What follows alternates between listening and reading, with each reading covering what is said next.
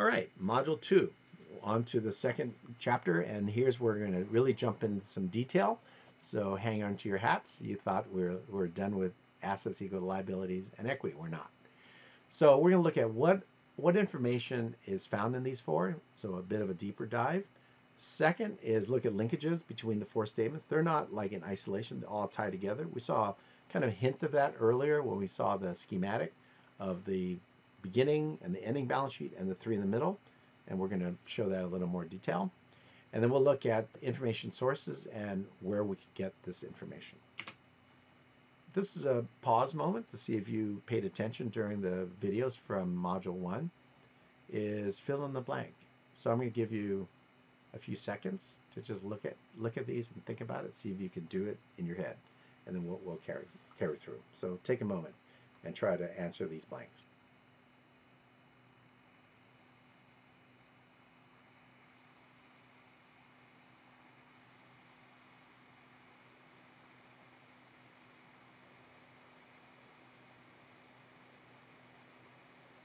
All right, you got it all? So let's see how you did.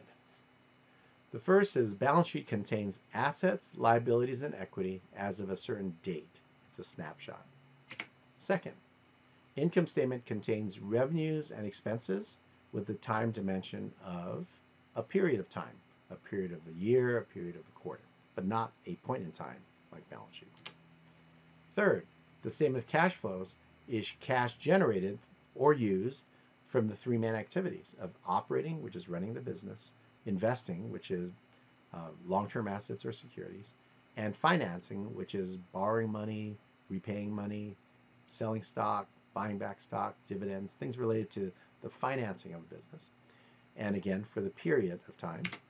And then last is the statement of shareholders' equity, which decomposes all the changes that happen in the equity accounts, whether it's contributed capital, which is stock, or retained earnings, which includes net income and dividends, for a period of time. Right? So those are the basics of the four statements. All right, what we're going to see is that there's a flow of costs. When we spend money, not all money goes to the same place. So I'll give you two broad examples.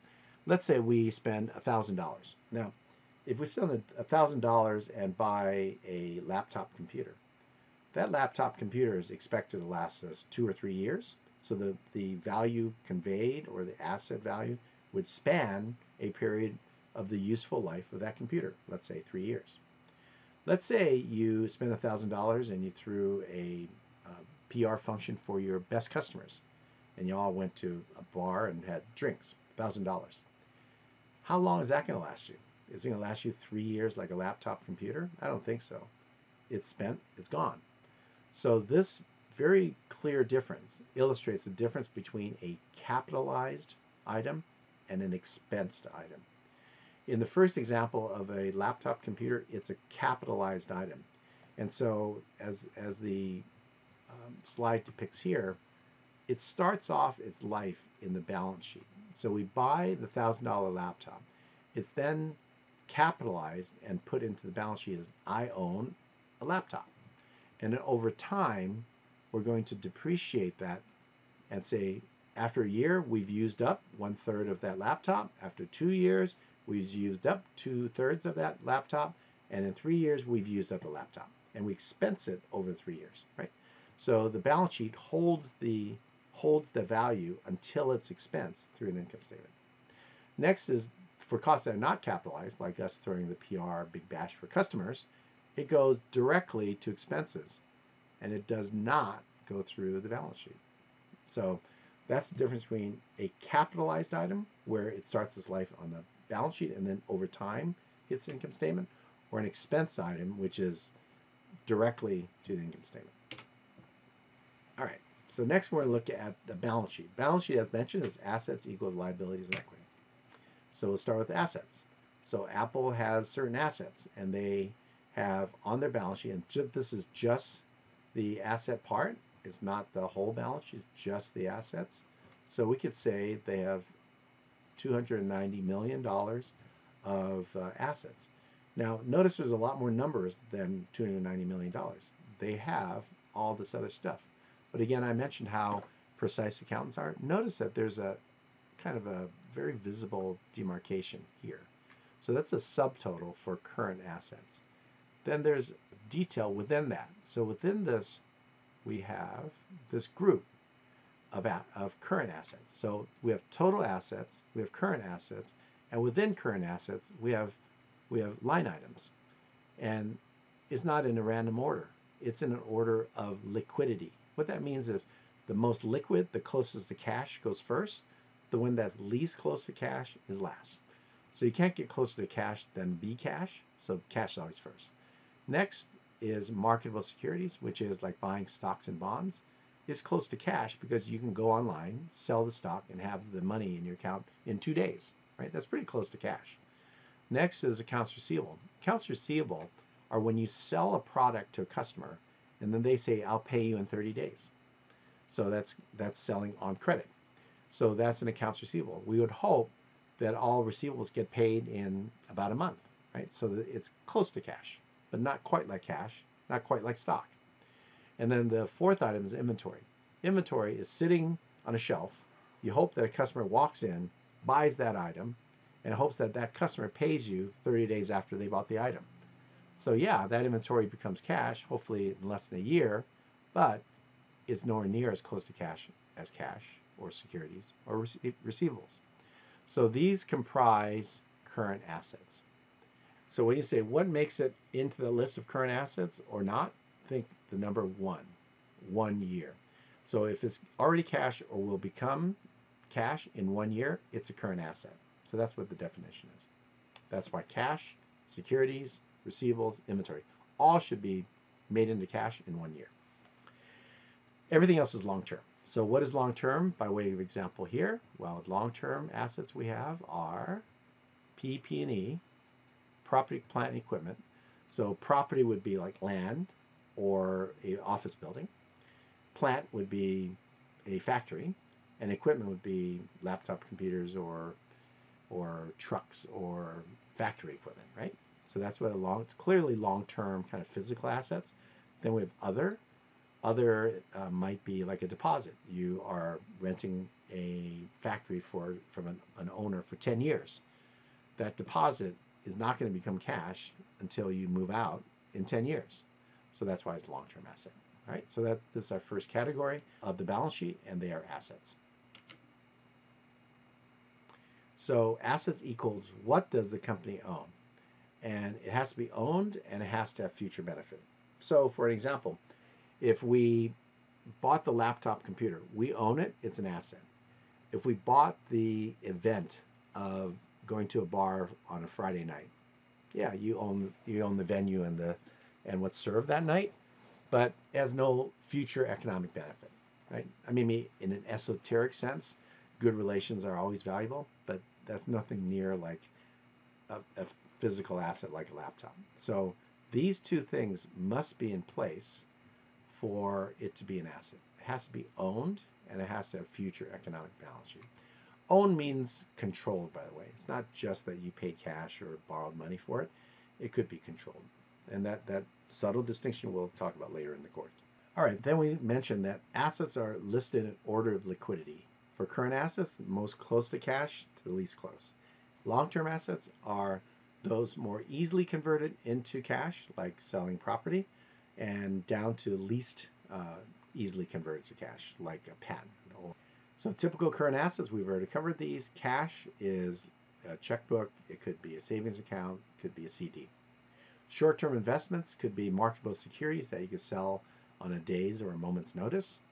Accounts receivables are amounts that are owed to you, the company, by customers. They buy products or receive services. They owe you money. Inventories are those that are goods that are awaiting sale. If we're selling chairs, the inventory of our chairs ready to sell is our inventory. It's not the same as our factory, right? That's an asset that we're not selling to our customers. So inventory is a specific good that's available for sale or something that will become a good. Like if we manufacture candy bars, if we're Hershey's, right? Sure, a candy bar is inventory, but sugar and cocoa and almonds are raw materials that go through the factory and becomes a product like a Hershey's chocolate bar. And next is prepaid expenses. Prepaid expenses are prepaid, and they're expenses, right? Not to be trite here, but it's an expense that you spend now in advance of you using it. So the perfect example of it is insurance. Let's say you spent $12,000 on insurance, and it covers a year. So when you spent the $12,000, is it an expense now? No, because the value of that insurance will span the 12 months in a year. So what do? If it's you spent the money, it's gone, 12,000 is gone, but it's not an expense. So the way we treat it is it starts off as a prepaid asset. So we put $12,000, gave it to an insurance agent. We call it prepaid insurance. And then after 1 month, we take off 1/12 of the 12,000 and put that in expense. Because if you think about it, after 1 month, we've used up 1/12 of the insurance. So it goes from $12,000 at day 0, down by $1,000 after 1 month, down by another 1,000 in month 2, et cetera, et cetera. And by the time we're done with 12 months, we're done with all 12,000, and it goes to 0. So that's what a prepaid expense is. It's an expense that we prepaid, and it's an asset until we use it up. All right, next is long-term. We did PP&E, property, plant, equipment, and we use this word, which I haven't shown yet. We always present it net. You say net of what? It's net of depreciation. In the example of laptop computer, let's say we spent $1,000. Let's say that it's worth nothing after 3 years. So in that first year, we're going to charge or reduce the value of that $1,000 computer by 1/3, by $333. So the value when we buy it is $1,000. After 1 year, it drops to $666, and then the year after that, it drops again to $333, and after 3 years, it drops to 0 because we've used up that particular laptop. So that's what net is. Net is not what you paid; it's what you paid minus the accumulated depreciation, which is the amount that you've expensed year by year. Long-term investments could be securities, it could be land. Land, in some instances, is considered just a straight long-term investment, not ever intending to use it. It's just an investment. Then the other, I alluded to these earlier, it's intangibles or other assets. An other asset would be a deposit that I mentioned, a 10-year deposit for the factory. But the other are intangible. Well, tangible is something you could feel, touch, land, laptop. Intangible is something you cannot touch. So an intangible would be something like a patent. You bought a patent or the rights to a patent from an inventor. Or it could be a trademark. You've done some filings and you've purchased trademarks from other people. These are examples of intangible assets. They're still assets because we spent good money to get good assets, but they're intangible. And so I'll give a couple of examples now, further examples. So the assets are recorded at historical cost. And so the key word here is historical. When we have historical, we say, okay, I bought a piece of land in the year 1950 for this company for $1 million. That land is now worth to $100 million. That would occur, honestly, in this day and age, is that land could go from $1 million to $100 million over a course of 60 years. So accounting has a rule that you may not agree with, but this is the accounting rule. We show things at historical cost. So that $1 million you invested in land for the company in 1950 would be held at $1 million all the way until we sell it. Even though we all know that that land is worth $100 million, GAAP does not permit us to write up that asset to $100 million. So this is one of the examples that I was saying there's a flaw when we use that data in the wrong way. When they say, I have land at $1 million, to you as an analyst, no, that land is worth $100 million. So you cannot use the historical cost of land as the market value because GAAP requires them to do historical. You say, well, why do we do that? Well, the reason we do that is if we don't do that, then every year we have to appraise the land, and that's subject to a lot of judgment and manipulation.